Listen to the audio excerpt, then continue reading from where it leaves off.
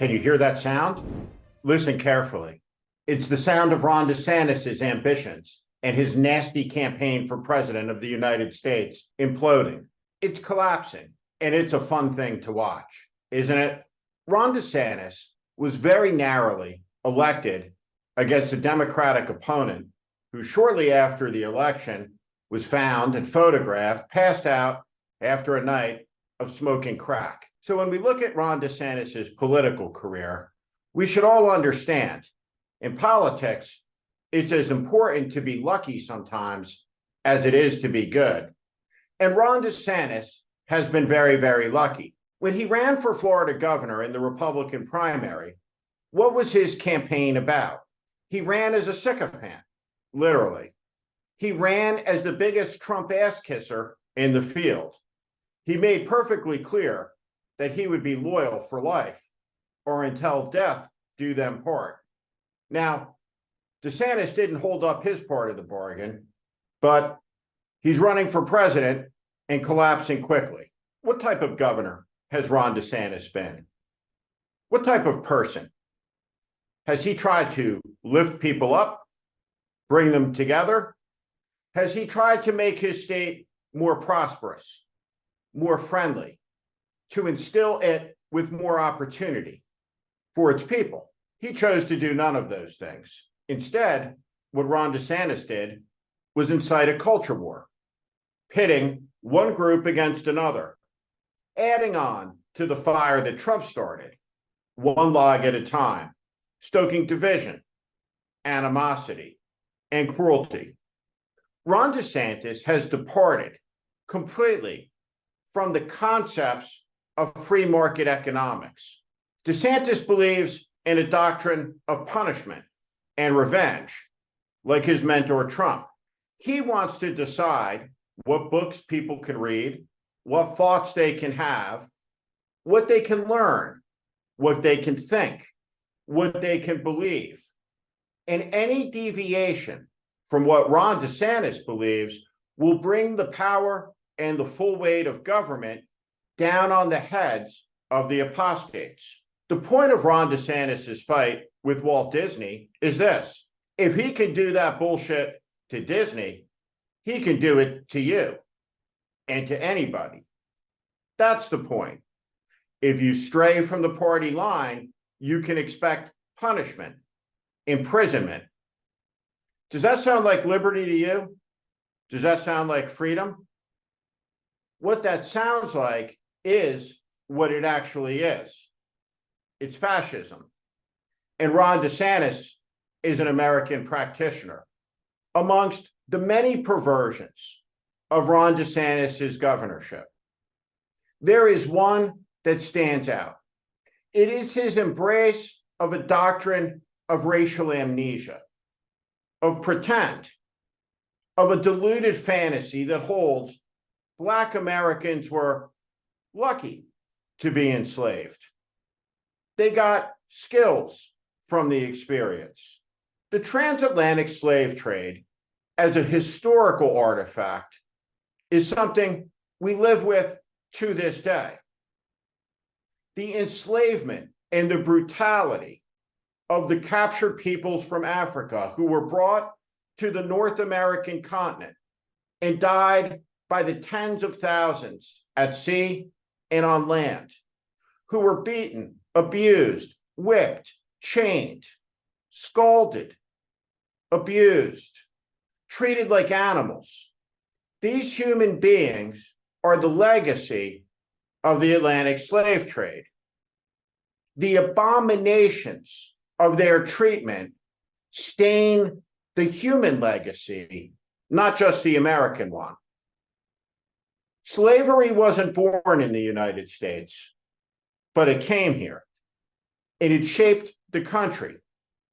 We can find the legacy of slavery in our founding documents, where 3/5 is how a Black was counted against a white for purposes of figuring out the census of the country.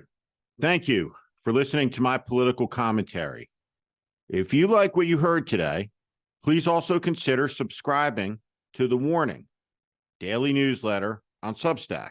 Our democracy hangs in the balance. The 2024 presidential election is the most consequential in America's history. It's not hyperbole, it's a fact. That is why the mission of The Warning with Steve Schmidt is to help readers orient to the currents that are shaping our times and the unseen forces driving politics that are very rarely discussed on cable news.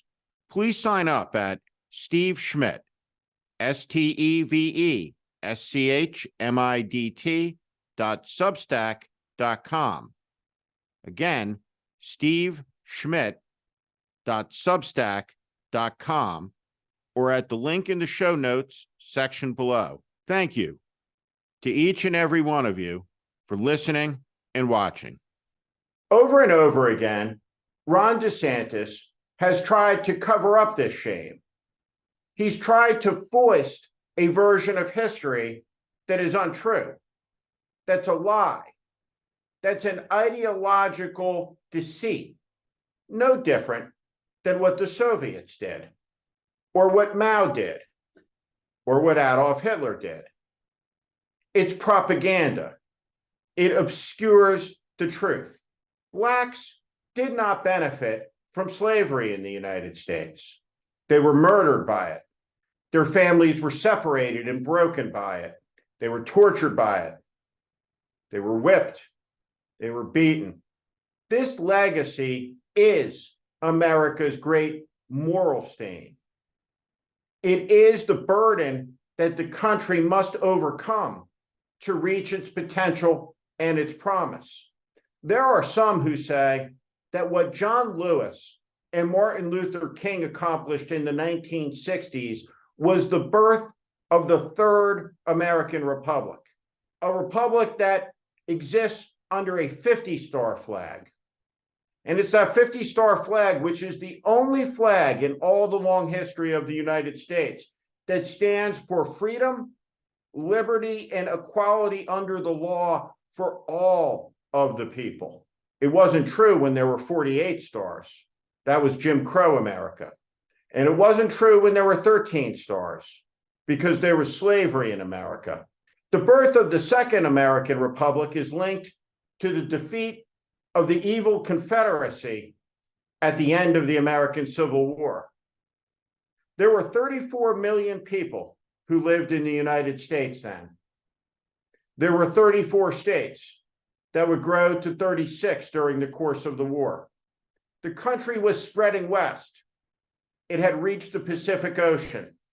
34 million people, 25 million in the north, 9 million in the south, 5 million white, 4 million black slaves.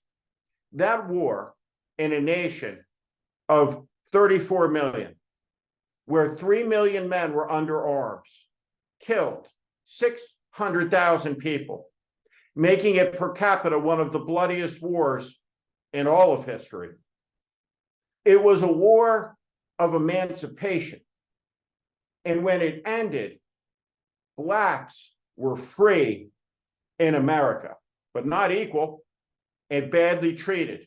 The short-term victory and gains made for blacks in the period of Reconstruction faded into a long, dark, evil night of Jim Crow that would not lift until the 1960s. I'm 52 years old, born in 1970.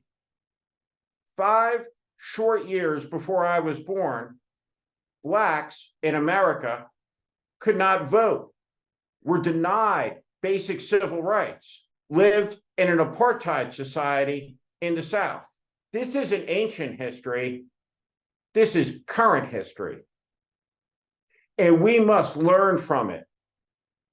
The job of this generation of Americans is not to sit in judgment of our ancestors, our parents, and our grandparents. It is to perfect the union that they left us. And that union was stronger in 1970, as it was in 1945, as it was in 1865, as it was for every generation since the beginning who made it a little bit better. The fault of our ancestors to perfect the country does not excuse us of our duty, our obligations, and our responsibilities to meet the challenges of our era in perfecting the American Union. What Ron DeSantis is doing in Florida isn't just wrong, it's evil. He is trying to erase some of the most important lessons that have been earned through sacrifice, blood, cruelty of unfathomable dimensions. He seeks to whitewash it, erase it from history. He seeks to Disneyfy American history, to wipe it clean of its ugliness, of its hatreds. But we need to understand these things lest we repeat them, lest we be unable to move on from them. Towards the city on the shining hill prophesied by John Kennedy, by John Winthrop, by Ronald Reagan. The American experiment is ongoing. It is a continuation of an idea and its fulfillment. The country is imperfect because it has never lived up fully to its high ideals and ideas. The way to make sure that it never can, and it never does, is by erasing our history from the forthcoming rising generations of Americans who must know that there was slavery in America. They must know that there was apartheid in America. They must know these things because they must know the story about how they were overcome, the bravery and the nonviolence of the people who did it. They must know the stories of their courage, their grace, their wisdom, and they must know the smallness of the ideologies of hatred that fueled all of it. They must know these things so when it comes their turn to lead, it can be their turn to discard this evil forever on the ash heap of history. Because thus far, our generation and our parents' generations have been unable to reach that important milestone. That means there is opportunity for the next generation and the one after that to take up the title of the greatest generation, because the greatest generation of Americans will be the Americans who can finally, at long last, live our ideals, that we are all equal, created so by a creator beyond our power to comprehend, and that he or she or whatever is responsible for giving us life and liberty so that we may pursue happiness. This is beyond the remit of government. This is beyond the power of the politician and man. This is elemental to understanding the United States, which Ron DeSantis most certainly does not. What's happening in Florida in the schools is atrocious. It's debased. It should be stopped. But even if it isn't, Ron DeSantis and his petty band of Florida thugs will not be able to cover up American history, because the truth matters in 2023. And the truth is, America isn't the happy, free place of Ron DeSantis's imagination. It's a place where freedoms have come hard, and much harder for some groups than others. It's a story about sacrifice and courage. That's the American story. It's too bad Ron DeSantis doesn't want to share it with your children.